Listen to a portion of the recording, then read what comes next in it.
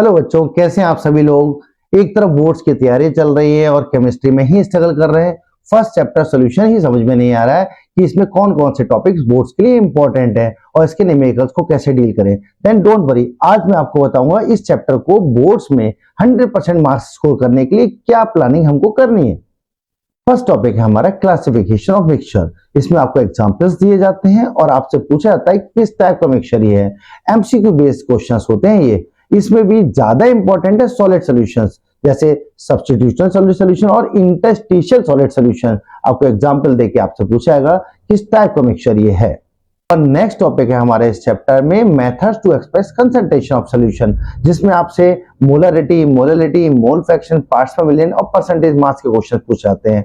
Directly definitions आती हैं molarity, molality और मोल फ्रैक्शंस की, या फिर न्यूमेरिकल अगर आता है तो डायरेक्ट न्यूमेरिकल होता है, वैल्यू पुट करने वाला।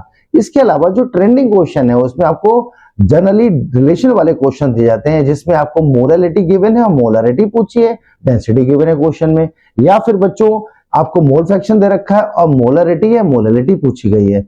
इनके अलावा जो ट्रेंडिंग क्वेश्चन है वो पिछले कुछ सालों में आया है, वो है कि आपको परसेंटेज मास ऑफ सॉल्यूट दे रखी है और डेंसिटी ऑफ सॉल्यूशन गिवन है। इसके साथ आपको फाइंड आउट करना है कि मोलरिटी कितनी है सॉल्यूशन की, तो आसानी से आप इसको सॉल्व कर पाएंगे अगर आप इसके फॉर्मूले को लर्न करते हैं। इसके अलावा जो नेक्स्ट टॉपिक है वो बहुत इंपॉर्टेंट है, हेनरीज लॉ। डेफिनेशन पोर्शन आएगा, वो आप लिख लोगे आसानी से। इसके साथ साथ जो इसके लिमिटेशन और एप्लीकेशन का क्वेश्चन है वो असर्शन और रीजनिंग में आ सकता है और काफी पॉपुलर है। और जो न्यूमेरिकल आता है वो डायरेक्ट फॉर्मूला बेस्ड आता है, ज्यादा टफ नहीं होता, वैल्यू पुट करने वाला होता है। इसमें भी जो एनसीईआरटी क्वेश्चन है इसमें नाइट्रोजन के मिलीमोल्स पूछे गए हैं, वो आप प्रैक्टिस जरूर करिएगा, मैं डिस्क्रिप्शन में वीडियो क्लास में डाल दूंगा। इसके बाद है हमारा Raoult's law. Raoult's law for the solution containing volatile solute and non volatile solute. इसमें आपसे डायरेक्ट डेफिनेशन पूछी जाती है, न्यूमेरिकल्स कम ही आते हैं, लेकिन अगर आते भी हैं तो डायरेक्ट फॉर्मूला बेस्ड आते हैं, तो आप बस फॉर्मूला यूज करिए और डायरेक्ट वैल्यूज पुट करिए। और नेक्स्ट टॉपिक है हमारा ideal and non ideal solution. इसमें आपसे डायरेक्ट डेफिनेशन पूछी जाएंगी, ये डेविएशन के बारे में पूछा जाएगा। इसमें एक नया पैटर्न बनता है बच्चों, जिसमें आपको एग्जाम्पल दिए जाते हैं और टाइप ऑफ डेविएशन या टाइप ऑफ मिक्सचर पूछा जाता है।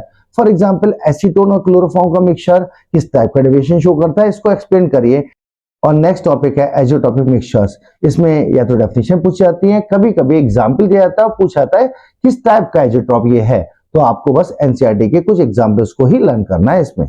और इसके बाद आता है बच्चों सबसे इंपॉर्टेंट टॉपिक इस चैप्टर का, क्वालिटेटिव प्रॉपर्टीज। इसमें आपसे डेफिनेशन पूछी जा सकती है या न्यूमेरिकल, और न्यूमेरिकल जो होगा वो डायरेक्ट फार्मूला बेस्ड होगा, बस वैल्यू पुट करना आपको आना चाहिए अच्छे से, तो आप फार्मूले को लर्न करेंगे।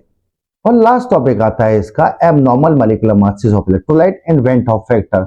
Abnormal molecular masses of electrolyte पर जो क्वेश्चन आता है वो रीजनिंग बेस्ड क्वेश्चन है, 2 मार्क्स का क्वेश्चन आता है। और वेन टॉप फैक्टर पर आपसे आई की वैल्यू फाइंड आउट कराई जाती है, जैसे NaCl या BaCl2 के लिए आई की वैल्यू क्या होगी ये पूछा जा सकता है आपसे।